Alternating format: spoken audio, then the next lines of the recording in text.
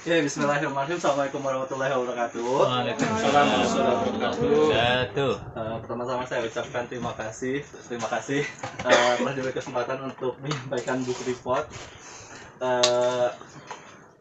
Hari ini saya minggu sebelumnya saya baca, tapi nggak semuanya. Maksudnya karena memahaminya terlalu banyak banget. Judulnya ini 68 model pembelajaran inovatif dalam kurikulum 2013.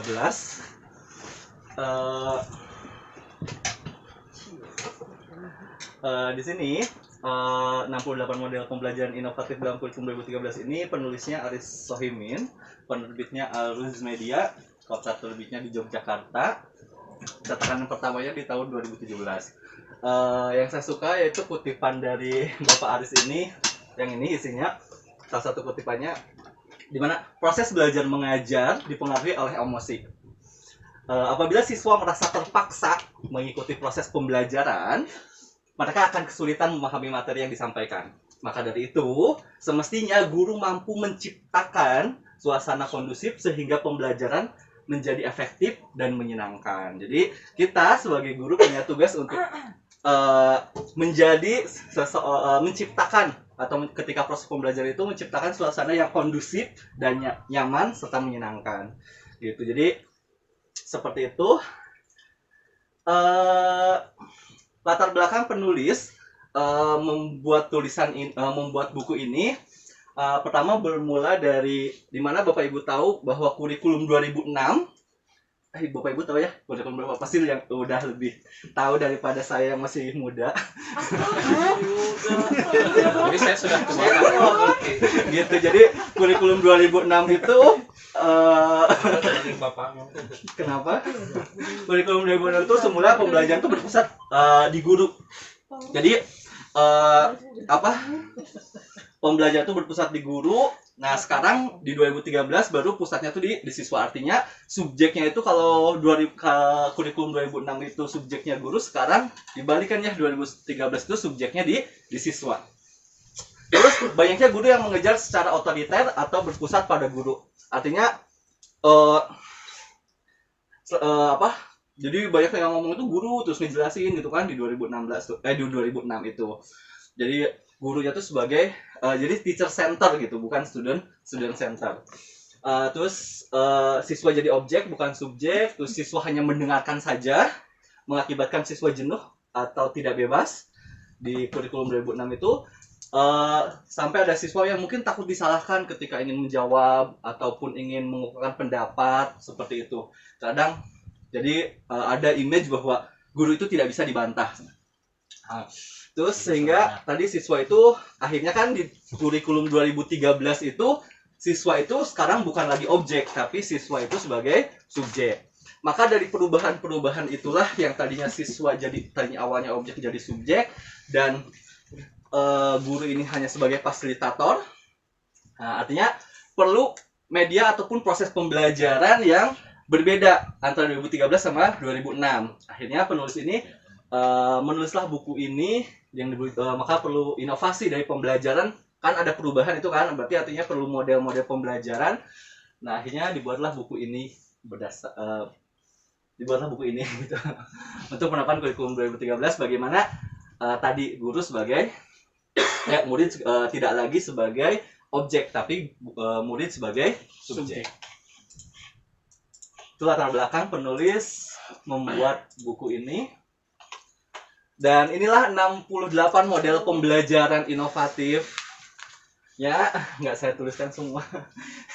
Ada aktif debate, artikulasi, tari bambu, circuit learning, complete sentence, dan segala macamnya, demonstration, dramatic learning, habit forming, improve, inquiry, jigsaw, quantum, scramble, snowing, flowing, to stay, to stray. Capek bacanya ya. Ini begitu Pak Nana. Kenapa? Gimana Ustaz? Enggak. Seperti ini cuman karena keterbatasan waktu hanya Banyak Pak Nana. Satu aja Pak Nana. boleh, alhamdulillah, terima kasih sangat membantu. Karena keterbatasan waktu saya tidak mungkin membahas semuanya hari ini. Nggak apa-apa dibahas aja, Bang. Hari ini cuma book report kok, Pak. Iya. Oke, siap. Nah, 68 modul. Nah, yang saya akan bahas di sini hanya 5. Hanya 5. Mantap, mantap. Kan hanya 10 menit kata Uminya juga. Oke, nama 5 yang pertama yang akan saya bahas yaitu circuit learning. Circuit learning ini yaitu suatu metode yang memaksimalkan dan mengupayakan pemberdayaan pikiran dan perasaan dengan pola bertambah dan mengulang. Jadi polanya bertambah dan mengulang. Oke, tahapannya apa aja di metode circuit learning ini? Tahapannya yang pertama ada pendahuluan. Pendahuluan ini berisi seperti biasa ada salam, doa, absen, persepsi, tujuan dan cakupan materi. Ini pendahuluannya berisi ini. Terus setelah pendahuluan di intinya di circuit learning ini di inti langsung awal itu langsung ditanya jawab, ada tanya jawab materi. Setelah tanya jawab materi baru guru itu menempelkan gambar. Jadi dia menempelkan gambar, entah itu bisa di whiteboard ataupun baru aja ya. Menempelkan gambar, terus baru dibuka pertanyaan tentang gambar. Jadi gambar ini berkaitan tentang apa segala macam. Setelah itu guru itu menempelkan peta konsep, terus menjelaskan peta konsep. Setelah menjelaskan peta konsepnya apa aja segala macam, baru siswa itu dikelompokkan, dibagi kelompok. Setelah dibagi kelompok, baru tiap kelompok itu mendapatkan LKS dan siswa disuruh mengerjakan LKS-nya. Setelah LKS-nya selesai, baru mempresentasikan peta konsep tiap kelompok, terus memberikan pujian, baru menjelaskan hasil diskusi. Itu di bab intinya. Kemudian di penutup menstimulus siswa untuk merangkum. Penilaian hasil siswa, diberikan PR, terus informasi materi selanjutnya, doa, motivasi dan salam. Ini tahapan di circuit learning. Seperti itu. Di sini kelebihan model circuit learning ini yaitu kreativitas siswa dalam merangkai dengan bahasa sendiri. Artinya tadi kan ada mempresentasikan kan, artinya itu ada kemampuan untuk siswa belajar merangkai dalam mempresentasikan peta konsep, dan konsentrasi yang terbangun membuat siswa fokus dalam belajar. Kekurangannya model ini yaitu memerlukan waktu yang relatif lama. Tidak semua pokok bahasan bisa disajikan dalam peta konsep. Oke, ini model yang pertama tentang circuit learning. Selanjutnya model yang kedua yaitu mind mapping. Mungkin Bapak Ibu udah tahu ya, ini mah nggak asing. Ini nggak perlu dijelasin ya. Mind mapping ini yaitu teknik pemanfaatan seluruh otak dengan menggunakan citra visual dan prasarana grafis lainnya untuk membangun kesan. Langkah di mind mapping ini yaitu pertama, guru menyampaikan tujuan pembelajaran. Jadi hari ini tuh pembelajarannya apa, tujuannya apa gitu kan, seperti biasa. Terus guru menyampaikan materi. Jadi sini menyampaikan dulu materi, menjelaskan materi. Setelah menjelaskan materi, guru tuh dibuat kelompok berpasang-pasangan tapi gitu. Ya, Bu Siti ya. Layaknya Bu Siti punya pasangan ya. Nggak gitu. Terus satu orang, nah setelah itu kan berpasang-pasangan tuh. Jadi satu orang tuh menceritakan ke pasangannya, menceritakan. Panana belum bisa. Nah, tuh. Ya nanti saya bisa sama yang lain lah. Jadi saya misalkan menceritakan ke seseorang misalkan. Nah, jadi kan tadi gurunya udah menyampaikan materi kan. Nah, saya guru udah menyampaikan materi. Tadi siswa berpasangan kan. Nah, satu tuh menjelaskan apa yang disampaikan guru. Oh, ilmu kimia tuh gini gitu ya, bla bla bla bla. Nah, yang satunya lagi menulis apa yang disampaikan oleh temannya. Setelah itu gantian. yang tadinya nulis nyampaikan, tapi mungkin usahain konsepnya mungkin berbeda, nggak sama dengan yang disampaikan oleh yang di awal. Seperti itu. Setelah tadi bergantian peran, yang satu menyampaikan, satu menulis, baru seluruh siswa bergiliran menyampaikan hasil sampai sebagian siswa menyampaikannya. Terus setelah itu guru menjelaskan kembali materi yang belum dipahami. Kan tadi udah saling menjelaskan, saling nulis, kan dari perwakilan tiap kelompok mungkin disampaikan, baru di akhir nanti guru menjelaskan kembali materi, mungkin ada materi yang miskonsepsi ataupun segala macam.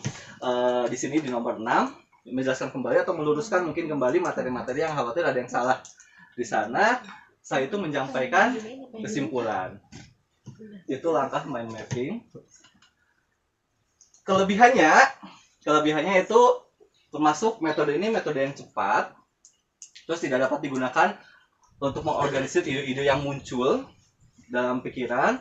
Terus proses menggambarkan diagram bisa muncul ide-ide yang lain. Artinya kalau mungkin kita munculkan suatu diagram, itu akan membuat ide-ide yang lain. Diagram yang terbentuk menjadi panduan untuk menulis. Kekurangannya hanya siswa aktif yang terlibat, tidak seluruh siswa belajar, terus jumlah detail informasi tidak dapat dimasukkan. Seperti itu mind mapping menurut Bapak Aris. Kita lanjutkan. Yang ketiga yaitu tag match. Make bukan tag. Oh, make Asawadi. Kok tadi saya tag kok ya Asawadi, maaf ya. Kok saya nganggapnya itu tag. Aduh, kayaknya kecapean. Bala-bala dulu. Pengen istirahat. Oke. Ya Allah. Habis olahraga Nana tadi? Ya. Minum dulu. Oke. Model ini dikembangkan oleh Loma Kuran. Siswa diminta mencari pasangan kartu yang merupakan jawaban pertanyaan materi dari pembelajaran. Jadi nanti itu akan ada kartunya itu yang satu pertanyaan atau soal, yang satu jawabannya gitu kan. Jadi si guru tuh emang di map ini harus nyiapin lumayan lah ekstra penyiapannya. Jadi harus membuat dulu kartu, harus membuat dulu soalnya, harus membuat dulu jawabannya, dibuat medianya gitu. Ini lumayan. Itu langkah pertama. Jadi guru tuh menyiapkan dulu konsep yang akan disampaikannya apa, soalnya, jawabannya gitu kan. Setelah itu ya mungkin di sini nggak langsung juga kartu dibagikan ya, tapi mungkin ada kayak pendahuluan dulu segala macam. Tapi Bapak Aris langsung menulis seperti ini. Seperti itu, mungkin ya ada pendahuluan juga segala macam. Ini langsung ke inti sepertinya. Setiap siswa mendapatkan satu buah kartu. Jadi siswa nanti dapat satu orang satu kartu. Setiap siswa memikirkan jawaban atau soal dari kartu yang dipegang. Gitu aja kan, nanti ada yang dapat jawaban, ada yang dapat soal kan. Terus setiap siswa mencari pasangan yang mempunyai kartu yang cocok. Jadi Bujunia Bani. Jadi ada yang pasangan. Jadi kan tadi ada yang dapat soal, ada yang dapat jawaban kan. Mungkin yang soal mungkin bisa jawab dulu kan. Nanti yang jawaban, aduh ini pertanyaannya apa ya gitu kan. Nah, artinya di situ harus mencari pasangan jawaban dan soalnya untuk menemukan seperti itu. Terus siswa yang mendapatkan pasangan diberikan poin gitu. Poin. Setelah satu babak kartu dapat dilakukan. Mendapatkan pasangan aja dikasih poin ya? Iya. Seperti itu. Kalau udah selesai semuanya udah berpasang-pasangan, berarti kan mungkin sistem penilaiannya mungkin siapa yang duluan gitu, 5 orang yang pertama dapat poin berapa gitu kan.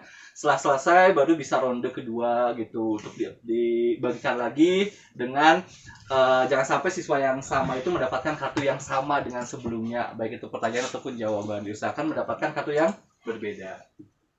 Seperti itu baru kesimpulan penutup. Kelebihannya mungkin suasana kegembiraan akan tumbuh. Jadi kan ini jawabannya apa gitu kan, ini jawabannya apa. Mungkin itu akan ada komunikasi yang rame, ricuh di kelas gitu kan. Gitu. Seperti itu, dan kerjasama akan terwujud karena kan ada komunikasi untuk mencari jawaban pasangannya siapa, dan akan menumbuhkan gotong royong. Seperti itu kelebihannya. Kekurangannya diperlukan bimbingan dari guru. Nah, mungkin khawatirnya ada anak yang apa sih maksudnya gitu kan. Barangkali seperti itu. Mungkin jadi harus ada bimbingan atau ada penjelasan dulu di awal. Mungkin tiba-tiba langsung bagiin kartu aja kan. Mungkin di situ di pendahuluan ada penjelasannya terlebih dahulu. Pembelajaran ini seperti apa. Nanti gimana, kartunya gimana, seperti apa, ada kartu soal, ada kartu jawaban. Seperti itu. Mungkin kekurangannya juga suasana kelas akan gaduh karena kan dia ribut mencari pasangannya siapa gitu kan. Dia mencari-cari nanya satu-satu gitu kan. Diketok di dinding. Iya, Pak. Oke, seperti itu untuk model yang ketiga. Model yang ketiga seperti ini. Dua lagi ya. Bentar ya. Yang keempat ini Semangat. teknik ini dikembangkan oleh Spencer Kagan tahun 1992. Aduh, saya belum lahir udah ada teori ini. Di mana dua orang tinggal di kelompok dan dua orang tamu. Jadi ada kelompok lagi. Jadi intinya satu kelompok berempat. Nanti dua orang stay dan dua orang lagi sebagai tamu. Padahal lahiran 2000. Kenapa? Langkahnya pertama persiapan gurunya. Nah, ini kan kalau ini anaknya ada persiapan, kalau tadi kan tiba-tiba langsung ke intinya gitu kan, to the point.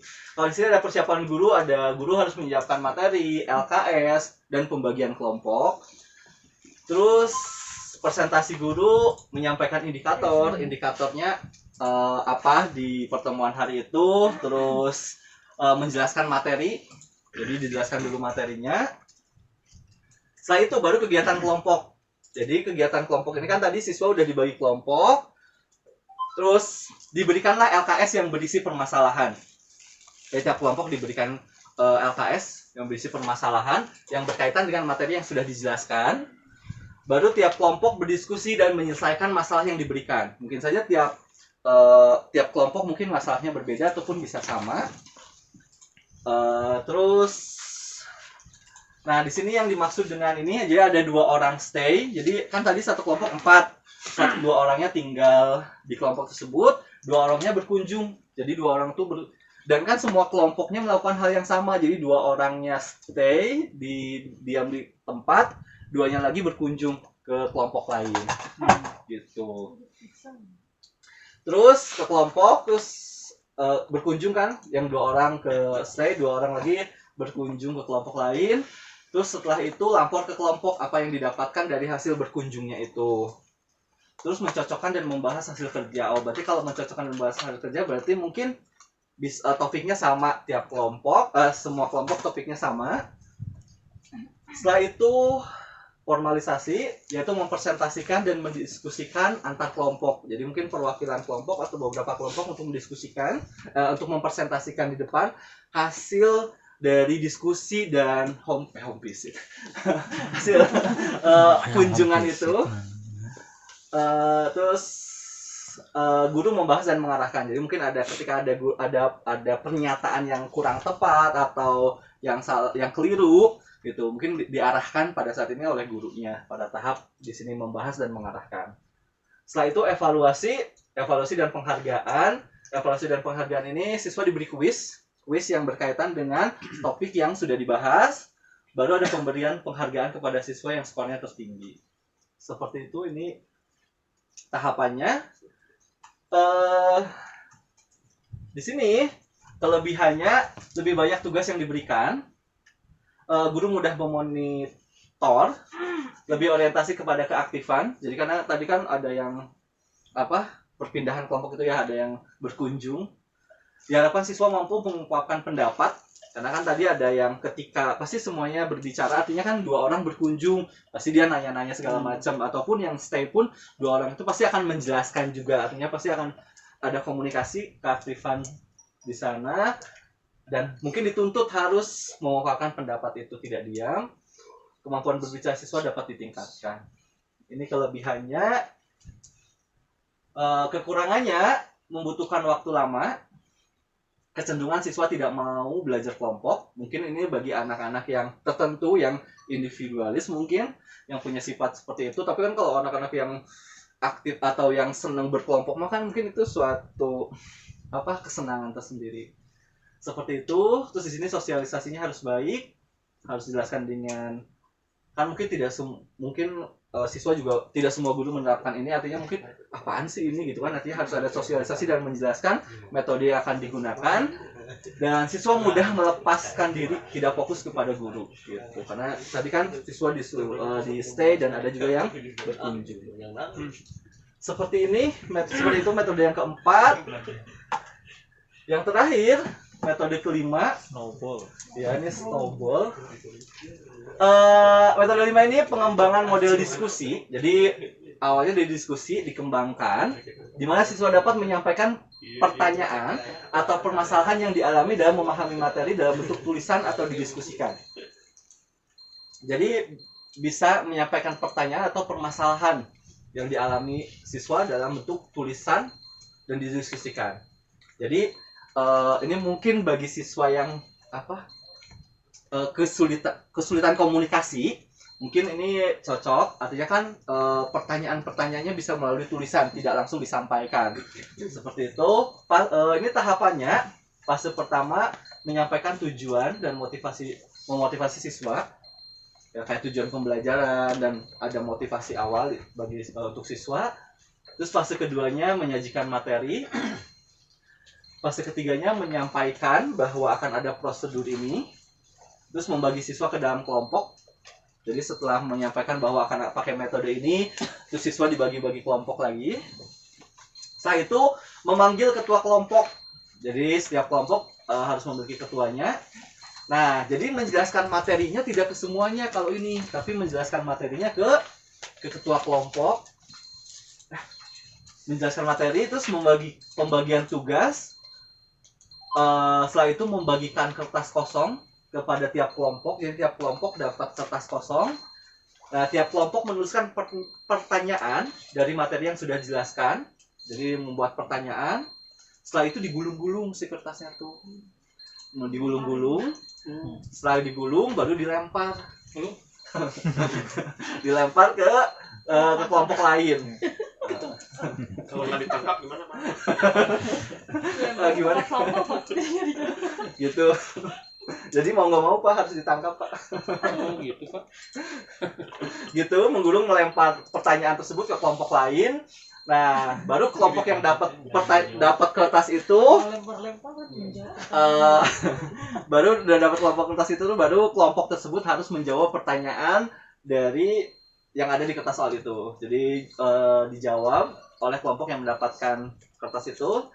Meminta kelompok lain menjawab pertanyaan yang ada di kertas, terus baru setelah itu meminta setiap kelompok membacakan soal dan jawabannya. Jadi setelah tadi lempar-lemparan itu, baru menuliskan jawaban, setelah itu baru dipresentasikan soal dan jawaban yang ada di kertas tersebut, baru guru memberikan penilaian terhadap hasil kerja kelompok. Seperti itu tahapannya, ada 6 fase. Kelebihan dan kekurangannya. Kelebihannya suasana menyenangkan seperti melempar bola salju. Terus mendapatkan kesempatan mengembangkan berpikir karena diminta membuat soal. Jadi kan jarang sekali yang siswa diminta soal. Biasanya kan siswa disuruh menjawab soal. Tapi pada konsep ini siswa tuh diminta untuk membuat soal. Terus siswa akan lebih aktif. Dan ini semuanya tercapai, jadi aspek kognitif ada, afektif dan psikomotor juga akan tercapai. Saya izin besok. Kekurangannya bergantung kepada kemampuan siswa memahami materi. Jadi kalau siswanya nggak memahami materi, berarti kan dia bingung akan pertanyaannya. Jadi nggak bingung mau bikin soal apa ya kalau dia nggak ngerti materinya. Jadi tergantung pemahaman siswa di sini, materinya sedalam apa memahami materi tersebut. Mungkin kan soal yang akan keluar kan tergantung pemahaman materi tersebut. Kalau materinya hanya pengertian-pengertian, berarti kan pasti dia akan nanya pengertian. Tapi kalau dia udah kenapa? Terus tidak ada kuis individu maupun penghargaan, Buat onar. memerlukan waktu panjang, murid-murid akan cenderung membuat onar. Ya mungkin saya bisa gitu ya, mungkin bagi anak yang onar mungkin itu kesempatan untuk melempar-lempar kertas itu kan. Seperti itu kelebihan dan kekurangannya. Kesimpulannya, kalau menurut saya buku ini yang pertama tuh menjelaskan tahapan pembelajaran. Jadi tahapan pelajarannya emang dijelaskan seperti yang tadi saya sampaikan, itu view dari bukunya sendiri dijelaskan seperti itu. Terus di buku tersebut juga ada kelebihannya disampaikan, kelebihan metode itu seperti yang tadi disampaikan itu dari bukunya langsung menjelaskan kekurangan metode sehingga guru yang akan menggunakan metode tersebut bisa mengantisipasinya. Artinya kan kalau ketika guru itu dari buku itu sudah dijelaskan bahwa kekurangannya seperti ini, kita sebagai guru yang akan melaksanakan mungkin akan tahu, oh antisipasinya seperti ini nih, karena kekurangan dari metode ini seperti ini, kita bisa mengantisipasi sebelumnya sistematis sehingga saya sebagai pembaca bisa membayangkan, oh tahapannya gini ya gitu. Seperti itu. Yang kelima harganya murah karena bajakan. Terus iya, karena belinya online dan mendadak. Saya kan baru tahunya seminggu sebelumnya, kan saya tahunya Bunita kan harusnya hari ini. Harusnya Bunita kan di jadwal itu tiba-tiba dikasih kabar, oh Nana book report lah, jadi seadanya beli yang Pengumuman banget. seperti itu. Oh udah habis. Sebenarnya Pak, kekurangannya ada beberapa metode yang tidak dijelaskan. Jadi hanya berupa beberapa baris ada di buku itu, metodenya apa ya saya lupa, cuman dia nggak jelasin aja, dia kayak pengertiannya doang udah weh gitu. Jadi nggak jelas. Itu ada kekurangannya. Tidak konsisten format penulisan kalau menurut saya. Jadi kadang tadi ada bilangnya tahapan, ada fase ada ini, jadi kadang ada langsung ke inti gitu. Itu jadi kalau menurut saya itu kurang konsisten dalam penulisannya. Kalau saya terus tidak menemukan metode pembelajaran berbasis IT, artinya yang bisa atau yang langsung pembelajaran itu langsung dipraktekkan bagaimana kondisi berbasis IT, karena kan dengan tuntutan sekarang COVID-19 ini kan menuntut kita harus bagaimana model-model pembelajaran yang bisa digunakan atau yang bisa diterapkan langsung, tahapannya jelas ke berbasis IT ini, tidak menuliskan alat bahan yang diperlukan, terus menjelaskan metode tidak seimbang antara metode yang lainnya. Jadi maksudnya kalau yang satu tuh metodenya detail banget dijelasin segala macam, yang ini cuman gini, ada tiba-tiba langsung ke inti gitu. Seperti itu kalau menurut saya. Dan penjelasan belum detail penekanan maksud dari metode tersebut. Ya kayak misalkan metode tadi lempar bola salju, di mana sih lempar bola saljunya, ataupun metode yang lainnya tuh itu di mana sih maksud dari metode itu gitu. Seperti itu. Oke, seperti itu presentasi dari saya. Kurang lebihnya mohon maaf. Terima kasih. Assalamualaikum warahmatullahi wabarakatuh.